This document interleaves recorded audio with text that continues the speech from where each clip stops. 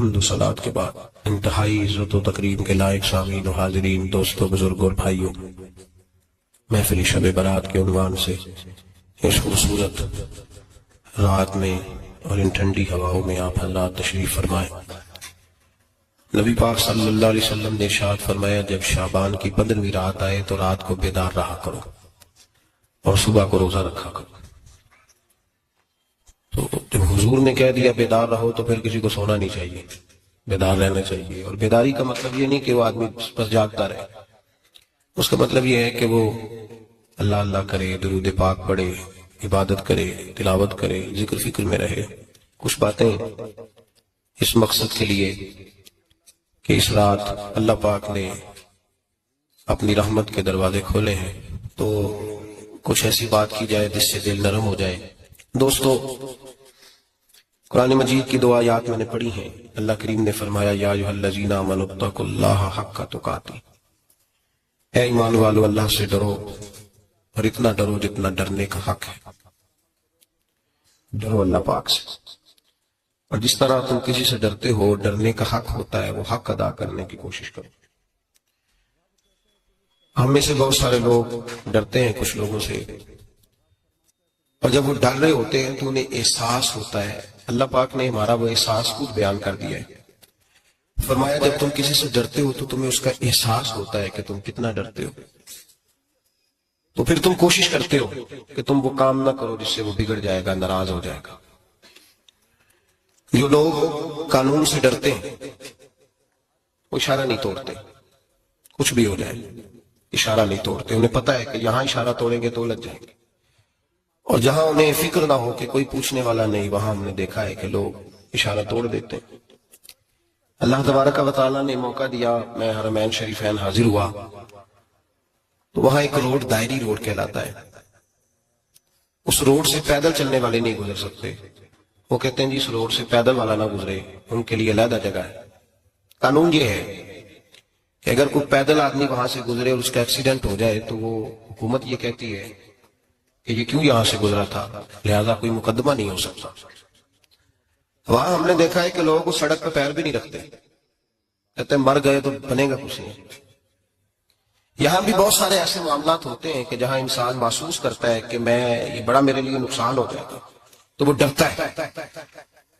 ایک چھوٹی سی بات ہے کہ رات کو کوئی آدمی اپنا دروازہ کھلا رکھ کے نہیں سوتا، حالانکہ کوئی عرض نہیں، کبھی کھلا رہ بھی جاتا ہے، اور اگر کبھی رہ جائے تو جس کی ذمہ داری بند کرنے کی ہو اس کے ساتھ پھر جو رویہ ہوتا ہے گھر والوں کا، یہ خوف ہے ہمارا اندر کا، تو بڑی شدت کے ساتھ ہم اس شخص کو سخت سست کہتے ہیں، ڈانٹتے ہیں، کہتے ہیں تو نے خیال ہی نہیں کیا، جمع پونجی لٹ جاتی تو یہ خوف ہے، یہ ہمارا اندر کا یہ خوف ہے۔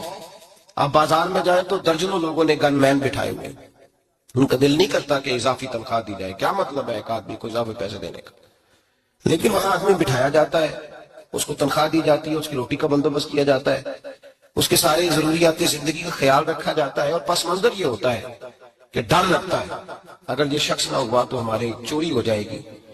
اللہ فرماتے ہیں کہ تو جہاں سے ڈرتا ہے تجھے پتا ہے، تو اس طرح کر کہ مجھ سے بھی اتنا ڈر جتنا ڈرنے کا حق ہے۔ یہ جھوٹ موٹ کا ڈراوا نہ پیدا کر کے اوہ اللہ معاف کرے جی، اچھا جناب ڈرتے ہیں آپ اللہ تعالیٰ سے، ہم نے تو کانوں کو ہاتھ لگائے، تو پھر آپ کیا کر رہے ہیں؟ اللہ معاف کرے جی میں تو بات نہیں کرتا، بس 2-4 آدمیوں کی پگڑی اچھالوں گا، اس سے زیادہ نہیں۔ ڈر لگتا ہے جی بات کرتے ہو، 15-20 آدمی بس میرے قابو آئے، یہ کس قسم کا ڈر؟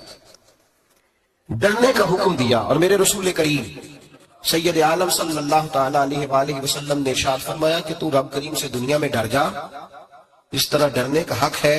جب قیامت کا دن آئے گا تو اللہ تجھے ڈرائے گا نہیں بلکہ اپنی رحمت کی چھاؤں میں جنت میں داخل کر دے گا۔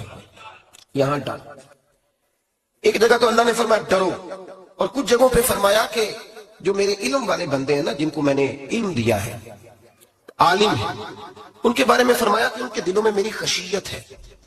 انما یخشی اللہ من عبادہ العلماء، اللہ کے بندوں میں سے جو علم والے ہیں وہ اللہ کی خشیت رکھتے ہیں۔ قرآن نے ایک جگہ کہا ڈرو، خوف کا لفظ بھی استعمال کیا، وَلِمَنْ خَافَ مَقَامَ رَبِّهِ جَنَّتَانِ، خوف بھی ہے اور خشیت بھی ہے۔ ان دونوں کا معنی ایک ہی ہے، ڈرنا، خوف کا معنی بھی اور خشیت کا معنی بھی، ڈرنا۔ جب آپ علماء لغت کو پڑھیں گے، عربی ادب کو جاننے والے لوگوں کا مطالعہ کریں گے، تو انہوں نے یہی لکھا ہے کہ ان دونوں کا معنی ڈرنا ہے۔ میری طرف دیکھیے، توجہ کریں، کچھ سمجھانے لگا ہوں، اس نقطے کو ضرور سمجھیے گا۔ خشیت کا معنی بھی ڈرنا ہے، خوف کا معنی بھی، لیکن جب صوفیاء کے پاس جائیں نا، صوفیاء جو قرآن و سنت کی روح کی تفسیر کرنے والے ہیں، تو وہ کہتے ہیں نہیں، خشیت اور خوف میں فرق ہے، خوف اور ہوتا ہے، خشیت صوفیاء اس کی تفسیر اور کرتے ہیں۔ وہ کہتے ہیں خوف بھی ہوتا ہے اور خشیت بھی ہوتی ہے، الگ الگ چیزیں ہیں، ایک نہیں۔ بڑی خوبصورت بات ہے، اگر آپ سمجھ گئے تو آپ کو فائدہ دے گی۔ صوفیاء یہ کہتے ہیں کہ بھائی خوف ہوتا ہے اپنے گناہوں کا، کہ میں نے یہ گناہ کیے ہیں، اگر اللہ نے مجھ سے پوچھا تو مجھے بڑا خوف آتا ہے، مار پڑے گی، یہ خوف ہے۔ پھر سمجھ لیں، ایک آدمی نے حرام کا مال اکٹھا کیا ہے زندگی میں، معاذ اللہ اس نے بڑے پاپ کیے، گناہ کیے، شراب پی، بدکاری کی، معاذ اللہ تعالیٰ ثم معاذ اللہ، اب اسے ڈر لگ رہا ہے کہ اللہ تبارک و تعالیٰ نے پوچھا تو میں کیا جواب دوں گا، یہ خوف ہے۔ اور خشیت یہ ہے کہ ایک آدمی سارا دن نماز پڑھتا ہے، روزہ رکھتا ہے، عبادت کرتا ہے، اللہ کو یاد کرتا ہے، پھر بھی ڈرتا ہے، یہ خشیت ہے، یہ خشیت ہے۔ جو گناہوں سے ڈرے وہ خوف ہے، اور جو رب کی ناراضگی سے ڈرے وہ خشیت ہے۔ جو کہے یار میرا رب کہیں ناراض نہ ہو جائے، میرا رب کہیں مجھ سے، بڑی خوبصورت مثال دی۔ میں نے اپنے صاحب سے پوچھا کہ حضور یہ مسئلہ کیا ہے، تو فرمانے لگے ایک بادشاہ نے ایک غریب کی بیٹی اسے پسند آ گئی تھی، تو اس نے عزت کے ساتھ اس سے شادی کر لی، رشتہ بھیج کے وقار کے ساتھ۔ بیٹی کا باپ اپنی بیٹی کے مقدر پر رشک کرنے لگا کہ میری بیٹی کو بادشاہ نے پسند کیا ہے، بادشاہ کے شہزادے نے رشتہ بھیج دیا ہے۔ شہزادہ بیاہ کے لے گیا بیٹی کو، 20 کنیز آئے، نوکرانیاں اس عورت کی خدمت کرنے پہ لگی ہوئی ہیں، اس کا ہر حکم ماننے کو تیار ہے، لیکن وہ بی بی سویرے بھی رو پڑتی ہے اور شام کو بھی رو پڑتی ہے، روتی رہتی ہے۔ اس سے کسی نے پوچھ لیا کہ بی بی تو روتی کیوں ہے، 20 کنیزاں ہیں، گھر میں سکون ہے، ہر شے ہے، تو روتی کیوں ہے؟ تو وہ کہنے لگی اصل بات یہ ہے کہ جو کچھ مجھے ملا ہے میں اس کے قابل نہیں تھی، تو میں ڈرتی ہوں میرا سائیں کہیں ناراض نہ ہو جائے، وہ ناراض نہ ہو جائے، میں قابل نہیں تھی، میری اوقات نہیں تھی، یہ من عالم کے من دانم، میں جو ہوں اس کا مجھے پتا تو ہے، اس نے میری حیثیت سے، میری اوقات سے، میرے ظرف سے، میری محنت سے بڑا بڑھ کے مجھے عطا کر دیا، میری چونکہ اوقات سے زیادہ دے دیا تو میں ڈرتی ہوں وہ ناراض نہ ہو جائے، کہیں میری یہ کھیل، یہ جو میں نے گھونسلہ بنایا ہے، یہ کہیں میرا ٹوٹ نہ جائے۔ میرے بھائی، میرے رسول کریم سید عالم صلی اللہ علیہ وسلم کے امت کے اولیاء، صلحاء، صوفیاء، اتقیاء، صحابہ، اہل بیت، یہ لوگ جب روتے تھے تو یہ کوئی اس لیے نہیں روتے تھے کہ یہ آج دوپہر کو چینی میں ملاوٹ کر کے آئے ہیں تو اس لیے رو رہے ہیں رات کو، اس لیے نہیں روتے تھے کہ آج انہوں نے جو شکر بیچی ہے اس شکر کے اندر بورا ملایا ہوا تھا، اس لیے نہیں رو رہے کہ آج 10 15 20 لاکھ رشوت کا مال بینک میں جمع کر، اس لیے تھوڑی روتے تھے، یہ تو اس لیے روتے تھے کہ اللہ تو نے بڑا کچھ عطا کیا ہے، کہیں ہم سے ناراض نہ ہو جانا، یہ تو اس کی خشیت میں رو رہے تھے۔ حضرت داؤد طائی رحمت اللہ تعالی علیہ، حضرت امام جعفر صادق جو نبی پاک صلی اللہ علیہ وسلم کے نواسے، جناب داؤد طائی کی ملاقات ہوئی تو امام جعفر صادق حضور کے نواسے عرض کرنے لگے، داؤد طائی یار میری بخشش کی دعا کرنا، رب مجھے معاف کر دے۔ تو حضرت داؤد طائی رحمت اللہ علیہ فرمان لگے، امام صاحب آپ حضور کے نواسے ہیں، میں نے دعا کرنی ہے کہ آپ نے میرے لیے کرنی ہے؟ تو حضرت امام جعفر صادق رو پڑے، کہنے لگے یار تو نہیں کرنی ہے، اور اسی لیے تو تجھ سے دعا کرا رہا ہوں کہ کہیں ایسا نہ ہو نانا مصطفیٰ کی بارگاہ میں جاؤں تو وہ مجھے کہیں کہ میں کس طرح کا تھا تو کس طرح کا بن کے آیا ہے، یہی تو دعا کرانی ہے کہ میرے لیے دعا کر۔ جو جتنا بڑا ہوتا تھا نا اتنی زیادہ خشیت ہوتی ہے، اور گناہگار کے تو اللہ تبارک و تعالیٰ بعض کا سزا دیتا ہے، آنسو شرب ہو جاتے ہیں، اس کو تو اپنے گناہوں پہ رونا ہی نہیں آتا، وہ تو روتا ہے بچہ نہ ہو تب روتا ہے، وہ تو روتا ہے پیسے نہ ہو تب روتا ہے، وہ تو اس وقت روتا ہے جب اس کا مال چلا جائے، اس کو تو بعدوں کا گناہگار کو تو بعدوں کا سزا ملتی، اللہ فرماتے تو دنیا کے لیے روئے گا، میرے لیے نہیں رو سکتا۔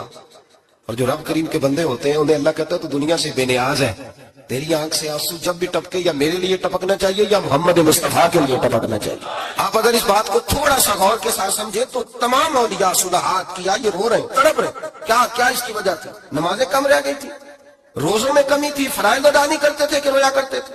کیوں روتے تھے؟ حضرت سیدنا عمر فاروق رضی اللہ تعالیٰ عنہ کے بارے میں صحابہ کہتے ہیں جناب عمر فاروق جب نماز پڑھاتے اتنا رویا کرتے تھے کہ 7ویں صف تک ان کے رونے کی آواز جایا کرتی، 7ویں صف تک ان کے رونے کی آواز جاتی۔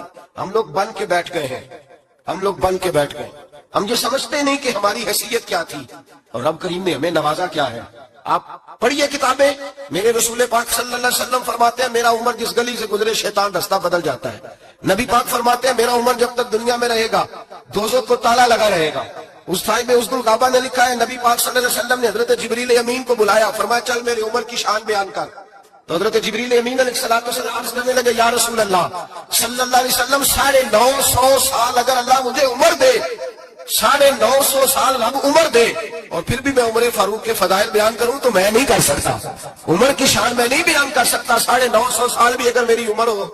نبی پاک نے فرمایا پھر میرے ابو بکر کے بارے میں، عرض کی یا رسول اللہ ابو بکر کی تو بات اس سے بہت آگے کی ہے نا۔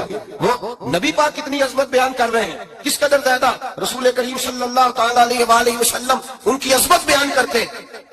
حضرت عمر کیا کہتے ہیں، وہ لوگوں کو بتاتے پھرتے ہیں کہ تم نے دیکھا ہے نا میری کتنی عظمت ہے، وہ یہ نہیں کہتے۔ حضور فرماتے ہیں عمر کی بڑی شان بڑی شان بڑی شان، اور عمر کے پاس جب بھی کوئی جاتا ہے کہتے ہیں عمر آپ کا کیا مقام ہے، تو عمر فرماتے ہیں میں تو اونٹ چلانے والے کا بیٹا ہوں، میں تو اونٹ چرانے والے کا بیٹا ہوں، میں تو اونٹ چرایا کرتا تھا، میں تو 10 اونٹ نہیں سنبھال سکتا۔ حضرت فاروق اعظم رضی اللہ تعالیٰ عنہ سے کوئی پوچھتے جناب عمر آپ کا کیا حال ہے، تو آپ فرماتے یہ تو میرے مقدر ہے کہ میری بہن نے قرآن سنایا تو میں در رسول تک پہنچ گیا، ورنہ مجھے پوچھنے والا کوئی نہ ہوتا۔ کبھی جناب علی المرتضیٰ کا بازو پکڑ کے کہتے ہیں علی تو نہ ہوتا تو عمر ہلاک ہو جاتا۔ بھائی حضور شانیں بیان کرتے ہیں، نبی پاک کہتے ہیں میرے ابو بکر نے احسانات کیے، بڑے احسانات کیے، میں نے سب کا بدلہ چکا دیا، ابو بکر کا نہیں چکایا۔ اللہ کی بارگاہ میں عرض کروں گا یا اللہ تو ہی اسے بدلے دے۔ اور جناب ابو بکر صدیق سے کوئی پوچھتا ہے ابو بکر آپ کا کیا حال ہے، تو ابو بکر صدیق فرماتے ہیں مجھ سے میرے اندر کا عالم نہ پوچھو، اگر قیامت کے دن اعلان ہوا نا کہ سارے لوگ بخشے گئے ایک باقی بچا ہے تو مجھے ڈر لگتا ہے کہ ابو بکر ہی بچ جائے گا جو نہیں بخشا جائے گا، مجھے ڈر آتا ہے۔ تو بھائی بن کے بیٹھ گئے لوگ، لوگوں کو پوچھ کر کے دیکھیں کہتے ہیں کیا پاپ کیا ہے، کیا ہو گیا؟ خشیت سے کانپتی ہوئی روحیں، تڑپتے ہوئے میرے رسول پاک کے غلام، اولیاء اللہ صوفیاء کرام کے رونگٹے کھڑے ہیں رب کریم کے خوف سے، جو جتنا مالک کو جانتا ہے اتنا کانپ رہا ہے، اتنا ڈر رہا ہے، جس کی آنکھوں سے آنسو خشک ہے، مطلب یہ ہے یہ رب کو جانتا ہی نہیں، اسے کیا خبر اس کا جلال کتنا ہے، اسے کیا خبر اس کا عذاب کتنا ہے، تو کیا جانے ان بطش ربک لشدید، جب وہ پکڑتا ہے تو بڑا سخت پکڑتا ہے۔ حضرت عثمان غنی کو 3 دفعہ میرے نبی پاک نے فرمایا جنتی ہے، جنتی ہے، العثمان فی الجنہ، العثمان فی الجنہ، العثمان فی الجنہ، 3 دفعہ حضور نے جنت کی بشارت دی۔ میرے مصطفیٰ کریم نے فرمایا میرا عثمان گلی سے گزرے تو فرشتے بھی اس کی حیا کرتے ہیں۔ جناب عثمان غنی جن کو میرے نبی نے 2 بیٹیاں دے کے کہا عثمان میری 100 بیٹی بھی ہوتی، ایک کے بعد دوسری انتقال کرتی جاتی تو میں ساری تیرے نکاح میں دے دیتا۔ وہی حضرت عثمان غنی قبر پہ کھڑے ہیں حضور کے وصال کے بعد، ایک قبر پہ کھڑے، آنکھوں سے آنسو جاری ہے، داڑھی ساری آنسوؤں سے بھر گئی ہے، روتے ہی جاتے ہیں، روتے ہی جاتے ہیں۔ غلام کہتا عثمان یار رونا ہمیں چاہیے، رونا ہمیں چاہیے، جن کو کوئی بشارت نہیں اور آپ کو تو 3 بشارتیں، روتے کیوں ہو؟ جناب عثمان غنی فرمانے لگے جس مصطفیٰ نے مجھے جنت کی بشارت دی اسی رسول نے فرمایا تھا قبر آخرت کی منزلوں میں سے پہلی منزل ہے، آخرت کی منزلوں میں سے پہلی منزل۔ سوچتا ہوں اگر رب کریم نے عثمان سے حساب پوچھ لیا حساب کیسے دینا ہے میرے مصطفیٰ کریم نے۔ یہ تو بات ہے نا جناب عمر کی، یہ تو بات ہے حضرت عمر کی، حضرت ابو بکر کی، جناب عثمان غنی کی۔ اور جس شیر خدا کے بارے میں نبی پاک نے فرمایا علی منی وانا من علی، فرمایا علی اور میں 2 نہیں، میں علی ہوں اور علی میں ہے۔ جن کو فرمایا من کنت مولا ہوں وہذا علی مولا، جس کا میں مولا اس کا علی بھی، اس کا علی بھی، جس مولا علی شیر خدا کو یہ درجہ دیا۔ ولی المرتضیٰ اٹھے، نماز کا وضو کیا ہے، مصلی کی جانب جانے لگے تو جناب علی کا وجود تھر تھر کانپنے لگا، تھر تھر چھم چھم آنسو برسنے لگے۔ حضرت سیدنا امام حسن آگے بڑھے، ابا جی کیا ہوا؟ فرمایا حسن ڈر رہا ہوں، مالک کی بارگاہ میں جا رہا ہوں، کہیں رب علی کو دھتکار ہی نہ دے، کہیں مالک علی سے حساب ہی نہ پوچھ لے، کہیں اللہ تبارک و تعالیٰ ناراضگی کی نظر سے نہ دیکھے۔ او بھائی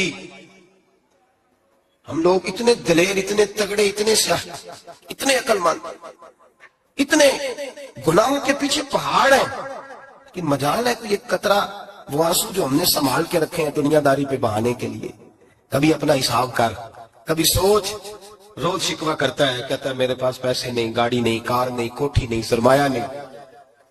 کبھی سوچ جو کچھ ہے اگر رب کریم میرے اور آپ کے اعمال دیکھے تو ہماری حیثیت ہے کہ وہ سارا کچھ ہمیں دیا جاتا, ہماری اوقات تھی کہ وہ ہمیں دیا جاتا جو اس نے دیا ہے. ٹٹول کے دیکھیں, عمر گزر گئی, شکوے کرتے, ذرا پلٹ کے دیکھیں. اگر ہمارے گناہ اور ہماری نیکیاں اکٹھی کی جائیں تو ہم جزا والے نہیں سزا والے نکلتے ہیں معاذ اللہ. محمود غزنوی بڑا پیار کرتے تھے ایاز کے ساتھ, بڑا پیار کرتے تھے, نوازا کرتے تھے. روز کوئی نہ کوئی تحفہ ملتا تھا ایاز کو. کچھ حسد کرنے والوں نے کہا محمود تو اسے تحفے دیتا ہے اور یہ جنگل میں اسلحہ اکٹھا کر رہا ہے, یہ تیرے خلاف علیحدہ سے فوج تیار کر رہا ہے, کچھ وقت آئے گا یہ تجھے چھوڑ کے علیحدہ سے بادشاہی کا دعویٰ کر دے گا. محمود غزنوی کہنے لگے یہ کس طرح کی بات, کہا تمہیں پتہ ہے کہ ایاز اثر سے لے کر اشاعت تک کہاں رہتا ہے؟ محمود کہنے لگے یار واقعی میں نے کبھی پوچھا تو نہیں. شک کا بیج بو دیا, شک کا بیج بو دیا. محمود غزنوی کہنے لگے اچھا آج میں پیچھا کروں گا, تفتیش کروں گا, تحقیق کروں گا کہاں جاتا ہے, تحقیق کروں گا. محمود غزنوی نکلے پیچھا کرنے. اثر کے بعد ایاز نے جنگل کا رخ کیا, محمود بھی پیچھے پیچھے ہو لیے. کہتے ہیں جنگل کے بیچ جا کے ایک جھونپڑی آئی, اس جھونپڑی کے اندر ایاز گئے, دروازہ کھولا, اندر چلے گئے. مجھے بڑا غصہ تھا کہ ہر بات مجھے بتاتا ہے, یہ کیوں نہیں بتائی. جب ایاز اندر گئے تو میں نے زور زور سے دروازہ کھٹکھٹایا غصے کے ساتھ. ایاز نے دروازہ کھولا, باہر آئے. میں نے کہا پیچھے ہٹ. ایاز پیچھے ہٹے تو میں اندر چلا گیا. محمود کہتے ہیں جب میں اندر گیا تو میں نے اس جھونپڑی میں ایک پرانا کرتا لٹکا ہوا دیکھا, ایک ٹوٹے ہوئے جوتے پڑے ہوئے دیکھے, ایک چھوٹا سا ڈنڈا دیکھا, ایک مٹکا, ایک پیالہ دیکھا. میں نے ساری تلاشی لی تو چند ٹوٹی پھوٹی پرانی چیزیں. میں نے کہا یاد یہ کیا ہے؟ تو کہتے ہیں یاز کہنے لگا بادشاہ ٹٹول کے دیکھ لے, یہی کچھ ہے جو تو نے دیکھا. میں نے کہا یہ ہے کیا؟ کہتے ہیں یاز پیروں میں بیٹھ گیا, تڑپ کے رونے لگا. کہنے لگا بادشاہ یہ میری اوقات ہے, یہ میری اوقات ہے, یہ میری اوقات ہے, یہ میری اوقات ہے. کہا کیا مطلب؟ کہنے لگا جس دن تیرے پاس آیا تھا نا تو یہ میری کائنات تھی کل, آج تیری مہربانیوں نے مجھے یہاں تک پہنچا دیا ہے. میں جو تیرا غدار نہیں نہ ہوتا, میں جو تیری نافرمانی نہیں کرتا, اس لیے نہیں کرتا کہ میں ہر شام آ کے اپنی اوقات یاد کرتا ہوں اور پھر مجھے روز رات کو میرا نفس کہتا ہے اس کا وفادار رہنا, اس کا وفادار رہنا. تو اس حال میں تھا جب آیا تھا, اگر یہ بگڑ گیا تو پھر تجھے اپنی اوقات کا پتہ ہے نا. محمود غزنوی نے سینے سے لگایا, کہنے لگے آج تک تو بچا بھی اس لیے ہے کہ تو اپنی اوقات نہیں بھولا. ملا رومی کہتا ہے اپنی اوقات یاد رکھ تو کیا تھا, تجھے ایک رات سونے نہ دے تو اپنی ٹانگوں پہ کھڑا نہیں ہو سکتا, تیری وہ آنکھ لے جائے تو کچھ نہیں کر سکتا, وہ تجھے معذور کر دے تو کچھ نہیں کر سکتا. 30 سال کے اونچے 7 فٹ قد کے جوان اس نے فارغ زدہ کر کے ہسپتالوں میں ڈال دیے, وہ کچھ نہ کر سکے. بڑے بڑے پہلوان جو کہتے تھے کہ ہم اٹھے تو دنیا اٹھتی ہے, اسے پھینک دیے من و مٹی کے نیچے, کچھ نہ کر سکے. اپنی حیثیت نہ بھول. میرے رسول کریم سید عالم صلی اللہ علیہ وسلم نے فرمایا 2 باتوں میں لوگ دھوکے میں ہیں, دھوکے میں ہیں, دھوکے میں ہیں, دھوکے میں. یا رسول اللہ کون سی؟ فرمایا جو صحت مند ہے وہ دھوکے میں ہے, وہ سمجھتا میں کبھی بیمار ہی نہیں ہوں گا, مجھے روز اسی طرح نیند آئے گی جس طرح اب آتی ہے, میں روز اسی طرح اٹھوں گا جیسے اب اٹھتا ہوں, میں اتنا ہی لمبا چوڑا رہوں گا جس طرح آج ہوں, میرا حسن اسی طرح قائم رہے گا جیسے آج ہے. تو دھوکے میں ہے, دھوکے میں. بڑے بڑے آئے اور بڑے بڑے مٹی کا ڈھیر ہو گئے, فنا ہو گئے. کل من علیہ فان, فنا ہو گئے, کوئی پوچھنے والا نہ رہا. اور میرے رسول پاک نے فرمایا جو فارغ ہے, جن کو رب نے اپنی عبادت کے لیے فارغ کیا, اپنے دین کی نوکری کے لیے فارغ, وہ بھی دھوکے میں ہیں, وقت ضائع کر رہے ہیں, چوک اور چوراہے میں کھڑے ہیں. میرے بھائی جب اپنی حیثیت انسان بھولتا ہے, حیثیت بھولتا ہے, پھر وہ شکوہ کرتا ہے. جب اپنی اوقات بھولتا ہے پھر شکوہ کرتا ہے. جب وہ بھول جاتا ہے کہ میں کیا تھا پھر وہ شکوہ کرتا ہے. حضرت سیدنا امام احمد رحمۃ اللہ علیہ بازار میں کھڑے تھے تو بادشاہ کا بیٹا گزرا, اکڑ کے گزرا. آپ نے بازو پکڑ کے کھینچا اور میں جا کے اپنی ماں سے پوچھ اور اپنے باپ سے پوچھ تیری اوقات کیا ہے. اکڑ کے چلتا ہے, جا پوچھ ان سے تیری حیثیت کیا ہے. حضرت جناب سیدنا امام احمد نے ڈانٹا تو واپس آیا, آگے کہنے لگا ابا وہ امام کیا کہتا تھا کہ میری اوقات کیا ہے, کیا اوقات ہے میری. تو باپ اور ماں دونوں گھورنے لگے, کہنے لگے بیٹے ہمارے پاس دولت بھی تھی, گھر بھی تھا, مکان بھی تھا, جائیدادیں بھی تھی, بادشاہت بھی تھی, پر ہم دنیا کے دروازوں سے بھیک مانگ مانگ کے تھک گئے تھے. عرش کا مالک ایک بیٹا عطا نہیں کرتا تھا, ایک بیٹی نہیں دیتا تھا, تڑپ گئے تھے, روتے تھے, سسکتے تھے. پھر وہی امام احمد جنہوں نے آج تجھے گلی میں کھڑا کیا ہے, اس کے دروازے پہ جا کے بیٹھ گئے. ہم نے کہا رب ناراض ہو گیا, دعا کرو ہم سے راضی ہو جائے. چلو زیادہ نہیں, ایک لال ہی ہمیں دے دے. کہ امام اعمش دعائیں کیا کرتے تھے تو تب اللہ پاک نے تو ہمیں عطا کیا تھا. تیری او بھائی اپنی حیثیت کا تو تعین کر, بڑھ بڑھ کے باتیں کرتا ہے, تو بڑا کھول کھول کے بولتا ہے. اپنی حیثیت کا تو تعین کرنا, ذرا اندازہ تو کرنا کہ تو کون تھا, کہاں سے آیا ہے, تیری اوقات کیا ہے. یہاں لوگ ایک منٹ میں آگے نکل جاتے, پلٹ کے دیکھ تو صحیح. اور میرے بھائی جو بڑے لوگ تھے وہ تڑپا کرتے تھے. حضرت فضیل بن عیاض رحمت اللہ علیہ فرماتے ہیں بغداد میں بارش نہیں ہوتی تھی, قحط پڑ گیا, جانور پیاس سے مرنے لگے, جوان بچے بوڑھے نڈھال ہونے لگے. فرماتے ہیں میں بھی نکلا, سفیان ثوری بھی نکلے, اور بھی کئی صوفیاء میدان میں نکلے, دعائیں مانگی, پر بارش نہیں ہوتی تھی. فرماتے ہیں کہ جھونپڑی سے ایک سفید بالوں والا اور گندمی رنگ والا ایک بوڑھا غلام نکلا جو کسی کا ملازم تھا. باہر آیا جھونپڑی سے, ہم اسے دیکھ رہے تھے, وہ ہمیں دیکھ نہیں رہا تھا. فرماتے ہیں اس کے چہرے پر عبادت کے نشان تھے, دور سے اس کا چہرہ دیکھتے لگتا تھا کوئی رب کریم کا بندہ ہے. فرماتے ہم اسے اللہ کا ولی جانتے تھے. اس نے دعا مانگی تو لفظ پتہ کیا دعا کے, ہاتھ اٹھا کے کہنے لگا مولا مجھے پتا ہے یہ جو بارش نہیں نہ ہو رہی ہے میری وجہ سے نہیں ہو رہی, میرے گناہوں کی بڑی لمبی فہرست ہے, بڑی لمبی لائن ہے. کہنے لگا اے اللہ میری اکیلے کی وجہ سے سارے بغداد کو سزا تو نہ دے. رب کریم جوان بھوکے, بچے بھوکے, مائیں ترس گئیں, بچے ترس گئے, جانور پانی کے قطرے, اللہ گناہ تو میرے اکیلے کے ہیں اور ان سب کو سزا کیوں دیتا ہے. نہ میری سزا سب کو تو نہ دے, میری سزا صرف مجھے دے, ان کو نہ دے. کہتے ہیں ابھی اس کے ہاتھ اٹھے ہوئے تھے, دعا بول رہا تھا, رب کریم نے فوراً بارش عطا فرما دی. فرماتے ہیں کھل کے بارش برسی. میں نے لوگوں سے پوچھا پتہ کرو کس کا غلام ہے, کہا فلاں آدمی کا. حضرت فضیل بن عیاض کہتے ہیں میں شام کو گھر چلا گیا, اس کے آقا سے بات کی, خرید لیا. میں جب اس کو خرید کے لایا گلی میں جا رہے تھے تو مجھے کھڑا کر کے کہنے لگا فضیل میں نکما سا آدمی ہوں, بال بھی سفید ہے, مجھ سے تو زیادہ کام ہی نہیں ہوتا, کیوں تو نے پیسے خرچ کیے, میں اس قابل ہی نہیں تھا, کیوں خریدا. تو حضرت فضیل بن عیاض کہتے ہیں میں نے اس کو کہا کل جو تو نے دعا مانگی تھی تو نہیں دیکھ رہا تھا, ہم دیکھ رہے تھے, تو تو مقبول ہے رب کریم کی بارگاہ کا, تجھے اس لیے خرید کے لایا ہوں, تو مقبول ہے. کہتے ہیں یہ لفظ سنے تو ٹھہر گئے. وہ کہنے لگے اچھا آقا مجھے 5 منٹ کا وقت ملے گا. میں نے کہا ہاں ضرور ملے گا. کہتے انہوں نے وہی نماز کی نیت باندھ لی, 2 رکعتیں پڑھی اور 2 رکعتیں پڑھ کے ہاتھ اٹھائے, کہنے لگے مولا تیرا اور میرا راز تھا, تو نے راز کیوں کھولا. اللہ مسترنا بسترک الجمیل, یا اللہ تیرے پاس پیارے پیارے پردے ہیں, کہ پردہ مجھے عطا کر دے, مجھے اپنا رکھ, مجھے لوگوں کے سامنے میرے پردے نہ کھول. آپ فرماتے ہیں یہ کہہ کہ وہ زمین پہ بیٹھے کلمہ شہادت پڑھا, ان کی روح پرواز کر گئی.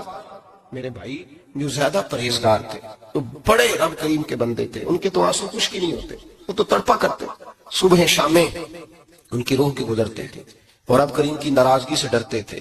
وہ کہتے تھے مالک کہیں ناراض نہ ہو جائے, کہیں بگڑ نہ جائے. میرے رسول کریم صلی اللہ علیہ وسلم کے صحابی کہتے ہیں ایک جنگ سے خوشخبری آئی, تو جو خوشخبری لانے والے تھے وہ حضرت عمر فاروق رضی اللہ تعالیٰ عنہ کے پاس پہنچے خوشخبری دینے.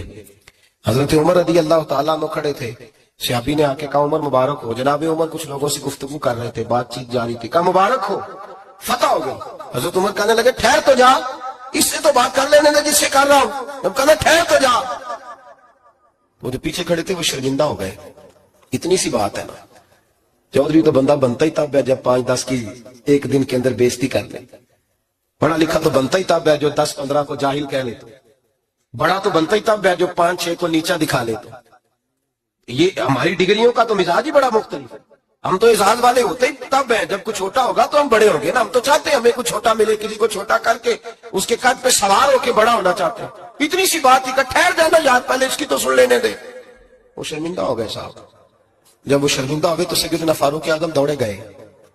صحابہ کہتے ہیں گارا تھا, کیچڑ تھا, اس گارے میں سر رکھا, سجدہ کرنے لگے.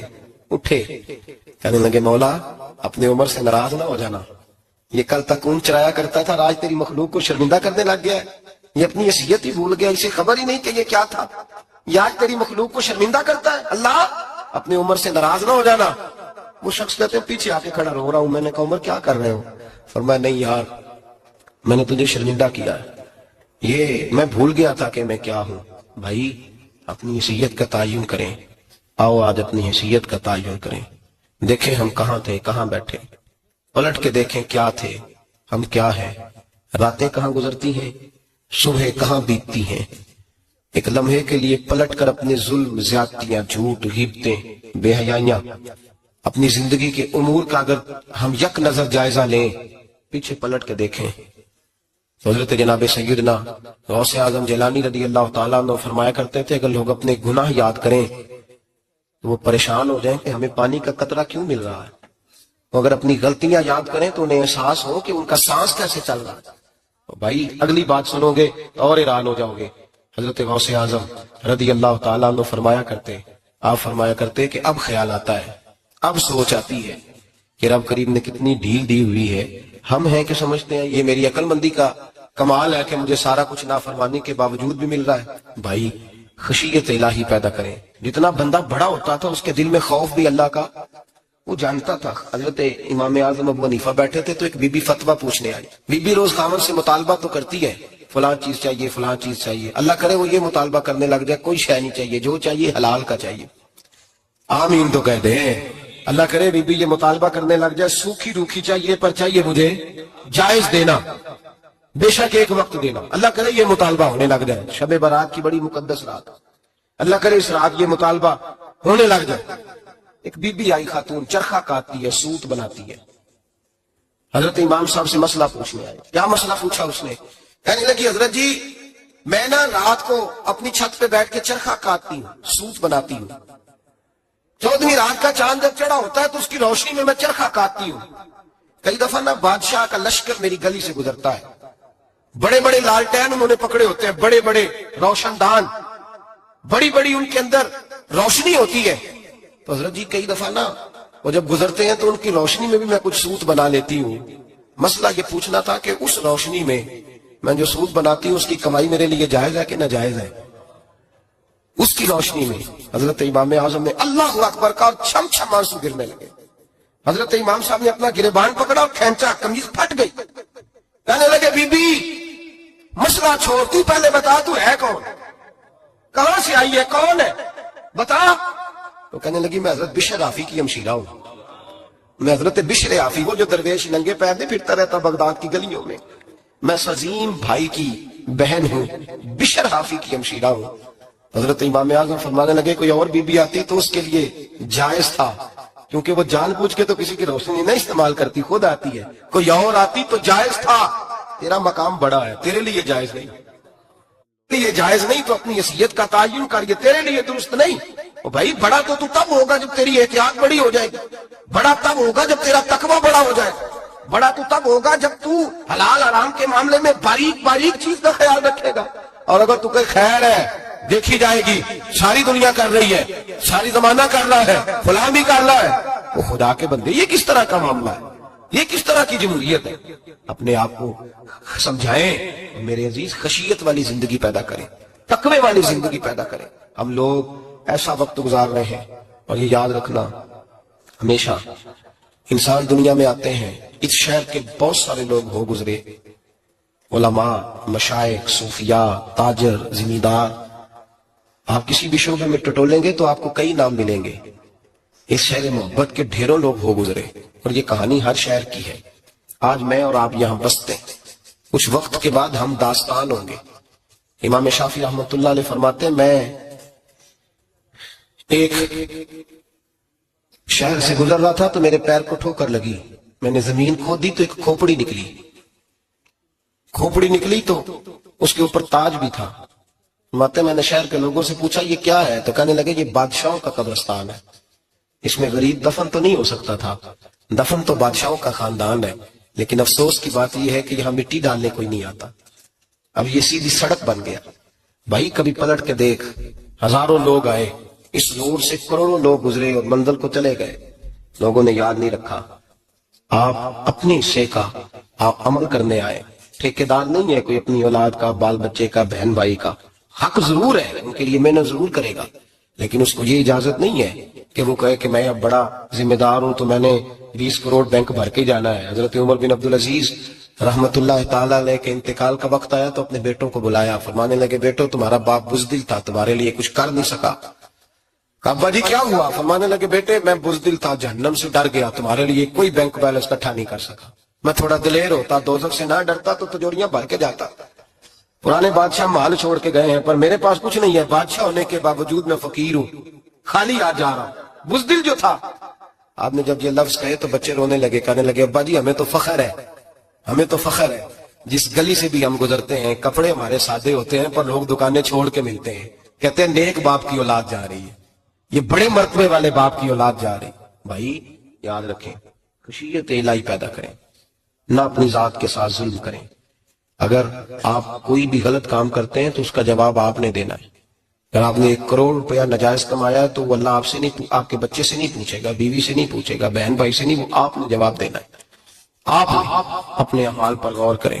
آج شب برات ہے، میرے نبی کریم صلی اللہ علیہ وسلم نے فرمایا کہ میری امت کی اتنی بخشش ہوگی، مدینے میں سب سے زیادہ بنو کلب کا قبیلہ بکریاں پالتا ہے، ان کی بکریوں کے بالوں سے بھی زیادہ اللہ میری امت کی بخشش فرمائے گا۔ اس کو توبہ کی رات کہا جاتا ہے۔ توبہ کا مطلب یہ ہوتا ہے کہ اللہ میں آج کے بعد گناہ نہیں کروں۔ توبہ کا مطلب ہوتا ہے کہ میں آج کے بعد یہ غلطی، آپ کا ملازم کتنی بار غلطی کرے تو آپ رکھ لیتے ہیں؟ ایک دن میں 100 دفعہ کرے تو گنجائش ہے اس کو رکھنے کی؟ اللہ رکھ لیتا ہے، کہتا تو توبہ کر، ہے گنجائش؟ میرا خیال ہے جو 10 بار بھی کرے اس کے لیے بھی گنجائش ہے، اس کے لیے بھی گنجائش ہے۔ استاد باپ ہوتا ہے، بچے سے غلطی ہو جائے تو کہتا تجھے ارجانہ بھرنا پڑے گا۔ بچے لگے نہیں ہوتے اسکولوں میں، جرمانے لگے ہوتے ہیں، چھٹی کا علیحدہ ہے، فلاں کام کا علیحدہ ہے، حالانکہ باپ ہے۔ بھائی اللہ فرماتا ہے تو توبہ کر، اور توبہ یہ ہے کہ میں آج کے بعد یہ گناہ، اس آدمی نے کل 5 نمازیں نہیں پڑھنی، اس کا آج توبہ کرنے کا کیا مطلب ہے؟ توبہ کا کیا مطلب ہے کہ میں آئندہ گناہ، تو جو سویرے 5 نمازیں نہیں پڑھنا چاہتا کہتا ہے کل زور نہیں میں نے پڑھنی، چلو فجر تک جاگنا ہے، فجر پڑھ لوں گا، تو اس نے توبہ کی ہے؟ کوئی مذاق ہے؟ استغفر اللہ استغفر اللہ استغفر اللہ، معاف کر دے، کیا معاف کر دے؟ سویرے تو مسجد آئے گا۔ بھائی آپ کسی جگہ، ہم سادے لوگ ہیں، دیہاتی لوگ، یہ ہمارا دیہات کا ماحول ہے، بچے کو مارتے ہیں نا مدرسے والے کو، تو ہم کہتے ہیں دوبارہ کرے گا؟ تو کیا کہتا ہے؟ اگوں مجھے بچہ کبھی تسی تھپڑ دو مار لو میں سویرے پھر کرنا دے، تو اس کو معافی ملے گی؟ یہ کیسی معافی ہے کہ سویرے میں نماز نہیں پڑھنی زور کی لیکن یا اللہ معاف کر دے؟ یا اللہ، یہ جھوٹ ہے، یہ دھوکہ ہے، یہ مذاق ہے، مذاق نہیں کرے۔ اور بندہ کوئی سیانا ہو تو مذاق برداشت نہیں کرتا، اور معاذ اللہ استغفر اللہ، رب کریم کے ساتھ مذاق۔ یا اللہ میری توبہ، یا اللہ میری توبہ، یا اللہ مجھے معاف کر دے، یا اللہ معاف کر دے، اور سویرے جھوٹ پھر بولنا ہے اٹھتے ہی، تو یہ کیسی توبہ ہے؟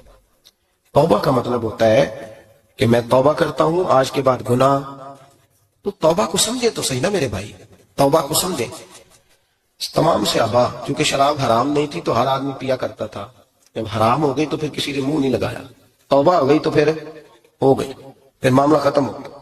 پھر کبھی قریب حضرت مرثد بن ابی مرثد البغوی رضی اللہ تعالیٰ عنہ حضور کے صحابی ہیں، آپ فرماتے ہیں میرے اندر ایک غلطی تھی، میرا بہت ساری خواتین کے ساتھ دوستانہ تھا، نبی پاک کی بارگاہ میں جب میں گیا اسلام کی بات کی تو حضور نے فرمایا تیری نظر جھکی رہنی چاہیے، خبردار کسی عورت سے تیرا، کہتے ایک نصیحت نبی پاک نے کی۔ آپ فرماتے ہیں میں نے اپنے دل کو اس طرح سمجھایا کہ عورتیں اگر میرے پاس آ کے کھڑی ہوتی تھی تو میرے اندر کا وجود کہتا تھا کہ ہو ہی نہیں سکتا میری توجہ جائے، اس لیے کہ توبہ کی ہے، اب دوبارہ ادھر توجہ جا سکتی؟ میرے بھائی توبہ کو اس کے مفہوم کے ساتھ توبہ کریں، جھوٹ نہیں بولیں، گناہ نہیں کریں۔ میرے رسول کریم صلی اللہ علیہ وسلم نے فرمایا استغفار پڑھا کرو، میں دن میں 100 مرتبہ استغفار کرتا ہوں۔ حضور کہتے ہیں میں دن میں، حضور 100 دفعہ دن میں استغفار کرتے۔ امام حسن کے پاس ایک شخص آیا، کہا میرے پاس اولاد نہیں، فرمایا استغفار پڑھ۔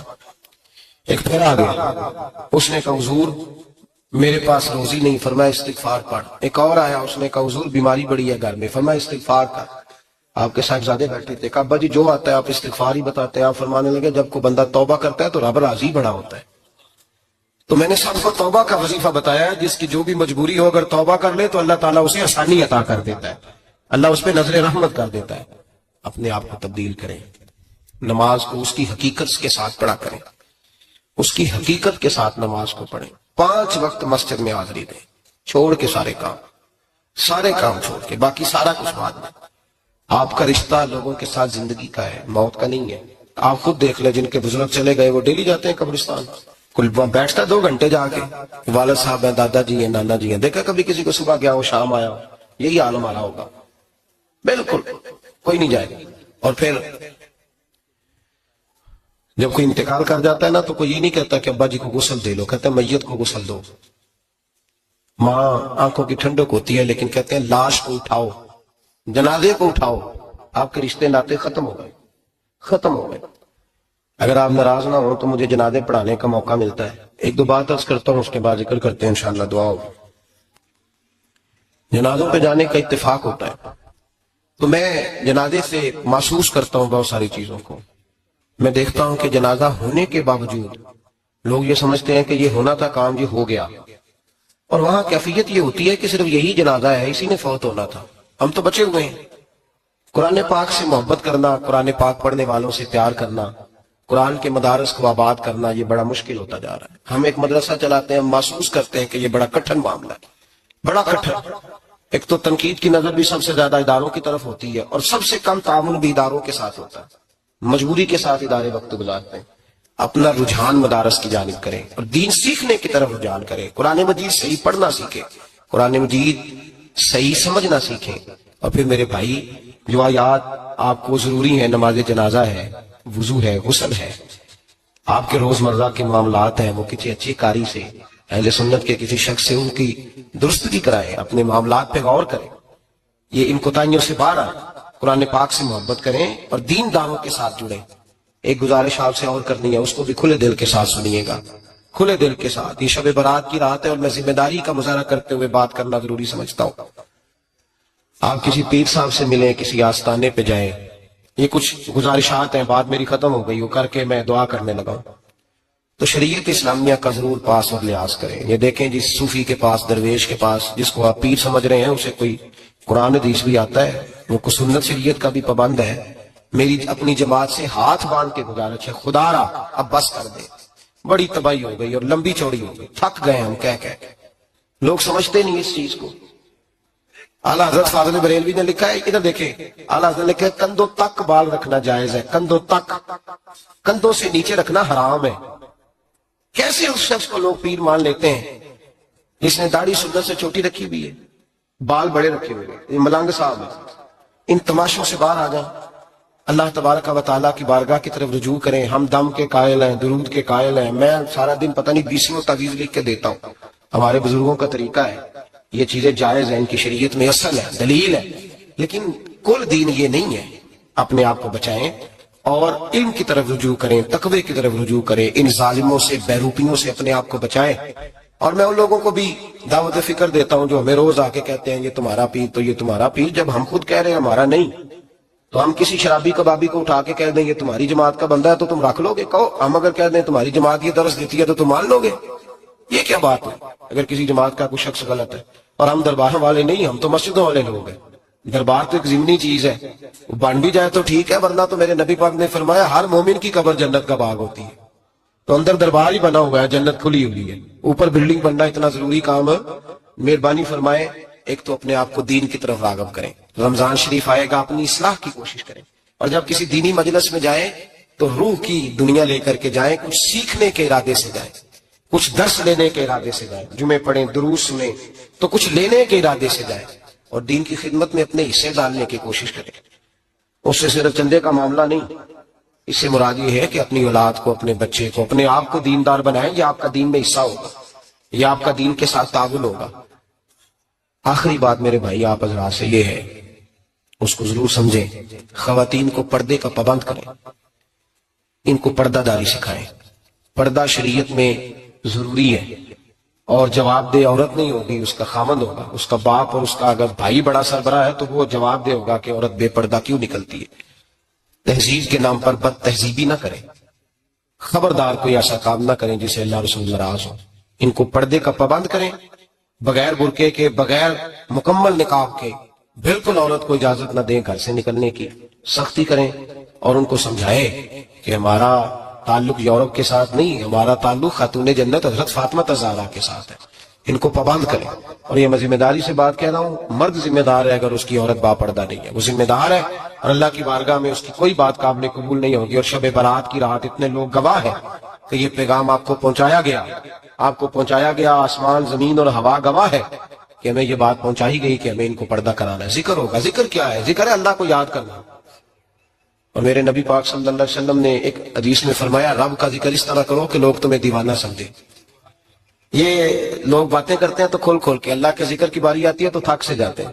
تھک کے ذکر نہیں کریں، ذکر کریں تو پوری دل جمی کے ساتھ، سرور کے ساتھ، کیف کے ساتھ۔ اور آج کر کے تو دیکھیں بھلا ذکر میں ہوتا کیا ہے، یہ لذت کیا ہے، یہ کیف کیا ہے۔ میرے بچے چھوٹے مجھ سے کہتے ہیں ذکر لمبا کرایا کریں۔ بیٹا اکثر مجھے کہتا ہے ذکر جو ہے نا وہ جب آپ بڑا لطف آتا ہے ذکر میں، ذکر تو ایک کیفیت ہے، لگ جائے تو اس کا ایک اپنا ذائقہ ہے۔ تو ذکر کرے اللہ کا، درود شریف پڑھے۔ دعا کیا ہے؟ آج لائٹ کو بند کر کے جب ہمارے ہاں ذکر ہوتا ہے، دعا ہوتی ہے، تو ہمارے بزرگ یہ کہتے ہیں ہم ثابت یہ کرنا چاہتے ہیں کہ ہم مجمع میں نہیں بیٹھے، یا اللہ تیری بارگاہ میں بیٹھے، ہمیں تو ساتھ والا دیکھ نہیں پا رہا۔ دعا مانگے، اور اللہ سے مانگے تو کھول کے مانگے۔ اور آج اگر ہو سکے نا تو کوئی ایک آدھ قطرہ گرا ہی دے۔ میرے نبی پاک نے فرمایا محفل میں چند لوگ بھی رو پڑے تو سب کا کام بن جاتا ہے۔ آپ میں سے کوئی نیک آدمی ایسا ہوگا تو ہمارے جیسے کئی گناہگاروں کو ساتھ اللہ اس پہ فضل فرمائے گا۔ یہاں ذکر کے بعد دعا ہوگی، دعا کے بعد پھر سلام ہوگا، پھر ایک دفعہ آخر میں دعا ہوگی، پھر آپ کو کچھ وقت دیا جائے گا انفرادی طور پہ نفل ادا کرنے کا، 4 6 نفل پڑھ کے نئے سرے سے تازے ہو کے آپ حضرات تشریف لائیں گے۔ اور پھر انشاءاللہ تعالی یہاں لنگر کا بندوبست ہوگا، آپ حضرات کے لیے معاذ جو کچھ ہے آپ کو پیش کیا جائے گا۔